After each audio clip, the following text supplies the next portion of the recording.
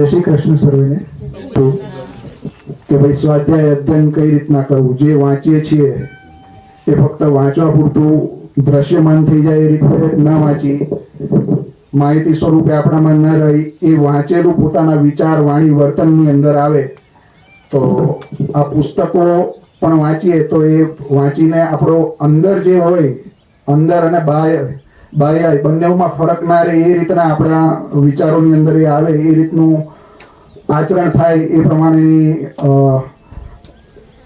મારા કાર્યની અંદર એ પ્રમાણે ડેઈલી ધ્યાન રાખવાના પ્રયત્ન કરું છું કે એ પ્રમાણે થાય. તો પહેલું પુસ્તક મેં એ લેન્સથી જે વાંચ્યું એમાં ત્રિવેણી સંગમ, જેમાં વિદ્યાર્થી, વાલી અને શિક્ષક બાબતે ત્રણેય કઈ રીતના પોતાનું કર્મ કાર્ય છે તે કરવાનું એ બાબતે. તો એમાં હું સ્વયં પોતે જે મારું અધ્યયન થયું એની અંદર કે ભાઈ વિદ્યાર્થી તરીકે વિદ્યાર્થીને કઈ રીતના, મારે વાલી તરીકે એને શું પ્રોત્સાહન આપવાનું એ પુસ્તકમાં છે, એ વાંચ્યું એ તો બરાબર છે, પણ આજના સમયની અંદર મારે વિદ્યાર્થીને વાલી તરીકે કન્ટિન્યુ એને પીઠબળ આપતો રહેવા માટે આજના સમયની સાથે જે 4Tમાંનો એક ટેકનોલોજીકલ અને બીજી રીતના અપગ્રેડ થતું રહેવું પડશે, જેથી હું એની સાથે એને આવનારા દરેક ભવિષ્યમાં કોઈ પણ બાબતે એની સાથે સંવાદ કરી શકું. એ મારી સાથે સંવાદ કરવા માટે પણ એટલો જ ફ્રી રહે અને હું પણ એની સાથે સંવાદ કરવા માટે એટલી જ અનુકૂળતા અનુભવી શકું. તો આના માટે મારે સ્વયં પણ શું છે, સતત વિદ્યાર્થી બની જીવન, મારા જીવન દરમિયાન વિદ્યાર્થી બની રહેવું પડશે, સતત ને સતત નવું શીખતું રહેવું પડશે. આ શીખવાનું જો બંધ કરશું, આ લગભગ બધાને લાગુ પડે છે આપણા જીવનની અંદર. કાલે વ્યક્તિ અને વ્યક્તિત્વ વિકાસની વાત થઈ તો કાલ કરતા આજે કંઈક સવાયું કરશું તો આપણામાં વ્યક્તિત્વ વિકાસમાં આપણે આગળ વધી શકશું. તો એ વ્યક્તિત્વ વિકાસ થશે તો આપણે આપણા બાળક સાથે, આપણા પરિવાર સાથે અને સમાજને કંઈક આપણે આપણી રીતના વધારવામાં સહયોગ આપી શકશું.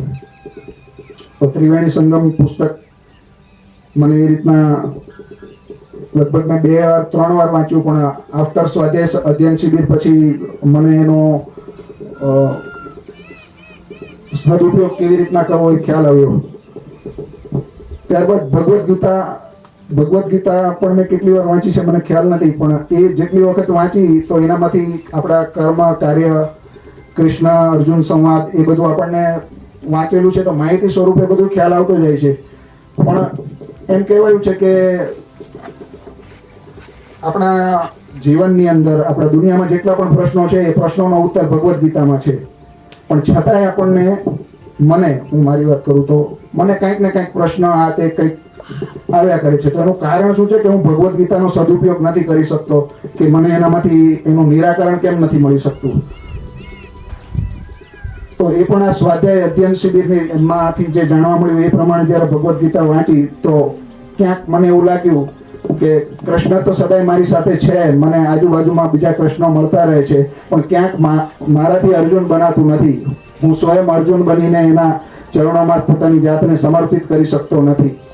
તો જ્યારે પણ કોઈ પ્રશ્ન હોય તો એ આપણા માતા પિતા હોય, પત્ની હોય, મિત્ર હોય, કોઈ પણ એમ લાગે કે જેમની પાસેથી આપણને માર્ગદર્શન લેવું હોય તો એમની પાસે આપણે પોતાની અંદર રહેલા એમની સાથે કદાચ કીધા સાહેબે એક વાત કરી કે ભાઈ કાલે કોઈ પણ વ્યક્તિનું કામ પડી શકે છે, તો એ નાનો વ્યક્તિ કે મોટો વ્યક્તિ એ રીતના વિચારીને નહીં ચાલવાનું. એની પાસે જવાની અંદર આપણે સ્વયં કોઈ પણ જાતના રાગ દ્વેષ વગર, એના પ્રત્યે કોઈ પણ જાતનો મનની અંદર ભાવ હોય તો એ ભાવ સદભાવ સાથે જ આપણે એની પાસે જવું બી પડે તો એની પાસે રજૂઆત કરવાની, તો આપણા પ્રશ્નનું ચોક્કસ નિરાકરણ મળે છે. તો એ પણ મેં અનુભવ્યું કે જો આપણે અર્જુન બનશું અને એ અનુભવ્યું આના પછી કે ભાઈ હું મારી જાતને કોઈકની સામે રજૂ કરું છું તો મારા પ્રશ્નોનું નિરાકરણ, મને ઉત્તર ચોક્કસ અને ચોક્કસ મળે છે. બીજું, મૂવી જોવાનો પહેલા ઘણો શોખ હજી બી છે, પણ હવે એક લિમિટેશન આવી ગઈ છે, કેમ કે હવે શું જોવું શું ન જોવું એનું બાયફર્કેશન કરતા આપણા લેન્સ બધા આપણને મળ્યા છે, તો એ લેન્સના હિસાબે શું જોવું શું ન જોવું એ પ્રમાણે બાયફર્કેટ કરતા થયા છીએ. તો એક સમય હતો, થ્રી ઇડિયટ મૂવી આવ્યું હતું, લગભગ બધાને ગમતી હશે અહીંયા બાળકોમાં, મોટા નાના બધાને. એ થ્રી ઇડિયટ મૂવી ચેતન ભગત દ્વારા લિખિત પુસ્તક 3 મિસ્ટેક્સ ઓફ માય લાઈફ પરથી બનાવવામાં આવી હતી. અને એ જ ચેતન ભગત દ્વારા એક બીજી પિક્ચર પુસ્તક લખવામાં આવ્યું હતું, હાફ ગર્લફ્રેન્ડ. એના પરથી પણ એમ પિક્ચર બન્યું હતું. હવે આ પુસ્તક મેં જ્યારે પહેલા વાંચ્યા હતા અને જ્યારે અહીંયા તપોવનની અંદર આવ્યા અને ખબર પડી કે શું વાંચવું જોઈએ શું ના વાંચવું જોઈએ, તો ત્યારે એમ પણ વચ્ચે થયું હતું કે મેં ભાઈ શું કેવી, કેમ કે બીજી હજી 2-4 બીજી ઇંગ્લિશ નોવેલ પણ વાંચી છે. પણ વડીલો કહેતા કે ભાઈ કંઈ પણ વાંચેલું કે કંઈ નકામું નથી જોતું. તો આ જે મેં પિક્ચર બુક વાંચી હતી એના પરથી મને એક વસ્તુ દેખાણું કે પુસ્તક બી વાંચ્યું છે ને એના પિક્ચર બી જોયા છે. તો પિક્ચર જોયા છે તો એ પિક્ચર દ્રશ્યમાન સ્વરૂપે જ્યારે પણ પુસ્તક વાંચતો તો એ પિક્ચર આખું દ્રશ્યમાન થતું, શું ઘટના ઘટે છે, કઈ રીતના થાય છે, તો એ દ્રશ્યમાન આવતું. તો એના હિસાબે એ વસ્તુ મગજમાં યાદ રાખવાની અંદર કોઈ તકલીફ રહેતી નહીં, સીધું અંદર ઉતરી જતું. તો કઈ પણ વસ્તુ મેં આપણે અહીંયા લગભગ ગઈકાલે પણ ચર્ચા થઈ કે કંઈ પણ તમારા મગજમાં, મગજને યાદ રાખવા માટે ચિત્રની જરૂર હોય છે. તો બીજા પુસ્તક જ્યારે વાંચ્યા એમાં સાગરપંખી, એ પહેલા વાંચ્યું હતું ત્યારે પ્લેન એ રીતના જ વાંચી ગયો હતો. બીજી વાર વાંચ્યું ત્યારે વિચાર આવ્યો કે એની સ્ટોરી કદાચ કોઈ વાંચી હોય તો ભલે, તો એક સ્ટોરી પહેલા કહું, થોડોક સમય છે. તો સાગરપંખી એક ઇંગ્લિશ બુકનું ગુજરાતી અનુવાદ છે.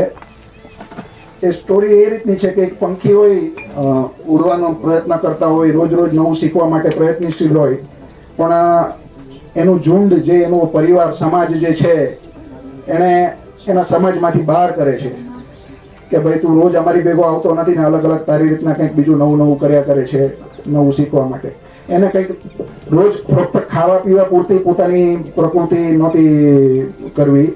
એ ડેઈલી એનું જે સમાજ એનો જે હતો એ ફક્ત સવારે જાય અને ખાવા પીવાનું મળે એટલે પાછા આવી જાય એ રીતના કરતા. તો એ પ્રવૃત્તિની બહાર જઈને પોતે નવા રીતના ઉડવાની કોશિશો કરતો, એનામાં ફેલ થતો, પણ આ ડેઈલી આ રીતના થતું તો એને સમાજે એને બહાર કર્યો. એ બહાર કર્યો એ દરમિયાન એણે પોતાની જાતને સ્વયં એનું નિરીક્ષણ કરી એને પોતાને આગળ વધાર્યું કે કઈ રીતના મારે આકાશમાં ઊંચે ઉડવું છે. અમારી જે સમાજ, અમારું આ 8,000 ફૂટ 10,000 ફૂટની અંદર તો બધાની કેપેસિટી પૂરી થઈ જાય છે અને સાંજે આટલામાં જઈને થાકી જાય છે, અમુક લેવલ પછી નીચે અથડાયા કરે છે, એ રીતનું. તો એ એનાથી ઉપર 15,000 ફૂટ 20,000 ફૂટ એ પોતાની જાતને એટલો ડેવલપ કરે છે કે અલગ લેવલ પર જઈને ઉડવાના પ્રયત્ન કરે છે અને એમાં સફળ થાય છે. એની યાત્રાની અંદર એને બીજા પણ આવા સમાજમાંથી બહાર થયેલા લોકોનો ભેટો થાય છે અને એનાથી પણ હજી પોતાની જે યાત્રા છે એનાથી આગળના લેવલ પર લઈ જવામાં એને સહાયતા કરે છે.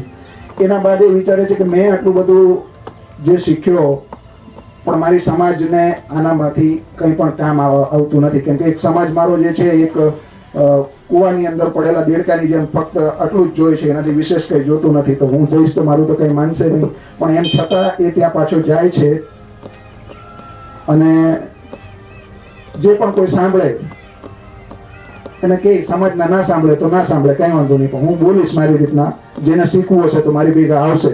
તો એવી રીતના એ ધીરે ધીરે કરીને એની સાથે નાના પક્ષીઓ હોય તે આવતા જાય છે અને એક સમય એવો આવે છે કે એની સાથે એ આખો સમાજ ફરી પાછો એના લેવલ પર જે એને પોતાની ક્ષમતાઓનો વિકાસ કરે છે અને એનો સમાજ એને એક્સેપ્ટ કરતો થાય છે. એ એક્સેપ્ટ કર્યા બાદ હવે ફરી પાછો પોતે અહીંયા ન રહેતા હવે સમાજને બાય કરીને કહે છે કે હવે મારા સમાજને મારે જે શીખવાડવું છે તે શીખવી દીધું છે. હવે અહીંયા આ સમાજ જેવું પણ હજી બીજો કોઈ સમાજ હશે જ્યાં મારી જરૂર હશે તો હું ત્યાં જઈશ. તો આ વાર્તા એટલા માટે કીધી કે આ વાર્તા કહીને આને પણ એક અલગ લેન્સથી, જે મેં પહેલા વાત કરી આપણી હાફ ગર્લફ્રેન્ડ અને 3 ઇડિયટ્સ પિક્ચર જોયા, કે ચિત્રણ સ્વરૂપે એને મગજમાં રાખું તો યાદ તરત રહી જાય. તો આ ચોપડી પણ મેં જ્યારે બીજી વાર વાંચી તો એને ચિત્રણ સ્વરૂપની અંદર હું ગોઠવતો ગયો. આખું જાણે મૂવી મારી સામે ચાલી રહ્યું હોય એ રીતના તો આપણે કંઈ પણ પુસ્તક વાંચીએ તો એ વાંચવાનું યાદ નથી રહેતું એમ કહીએ છીએ તો આપણે વાંચવામાં આ ટ્રીક દરેક પોતપોતાની રીતના અજમાવી શકો કે એ પુસ્તક વાંચીએ અને એ આપણા ચિત્રની અંદર એ ઉતરતું જાય તો એ પુસ્તકની અંદર રહેલું આપણે અત્યારે નામ યાદ નથી આવતા પણ એ પુસ્તક યાદ રહી જશે. અત્યારે અહીંયા આવવા કરતા જ્યારે નક્કી થયું શિબિર બાબતે કે આપણે અહીંયા પુસ્તકોનો સાર રજૂ કરવાનો છે, મેં ફક્ત મારી કયા પુસ્તકો વાંચ્યા છે એના જ નામ લખ્યા છે. એના માટે કોઈ તૈયારી કે હાથે પેલું નહીં, મારે શું બોલવું શું નહીં બોલવું. એક વસ્તુ મગજમાં ખ્યાલ આવી ગઈ હતી કે જે રજૂ કરવું એ સ્વયંભૂ અંદરથી આવશે એ રીતના જ રજૂ કરવું છે. ગઈકાલે વિજયભાઈ બોલ્યા કે ભાઈ વાંચીને બધાને સારું લગાડવા માટે તો બધું જ થઈ શકશે, તો જે અભિવ્યક્ત થવું છે, જે અંદર છે તે જ બહાર લાવવું છે. કોઈને સારું લગાડવા માટે કંઈ નથી કરવું, જે છે તે જેવા છે તેવા સ્વયં સ્વીકાર કરવું છે. તો મારા ગુણાત્મક પરિમાર્જન માટે, સ્વયં આગળ વધવા માટે, મને પણ મારી કંઈક ખામીઓ હોય એ દેખાય એના માટે, શું યાદ રહે છે શું નથી યાદ રહેતું એ મને ખ્યાલ આવે એ હેતુથી પણ મેં એ તૈયારી એ રીતના જ ફક્ત કે ભાઈ મને કરી કે ફક્ત સબ્જેક્ટ કે ભાઈ મેં શું વાંચ્યું છે શું નથી વાંચ્યું એના નામ લખીને જાઉં, ત્યાં જે આવશે તે પ્રમાણે. ખૂબ ખૂબ આભાર માનીએ છીએ. ખૂબ ખૂબ ધન્યવાદ. આભાર.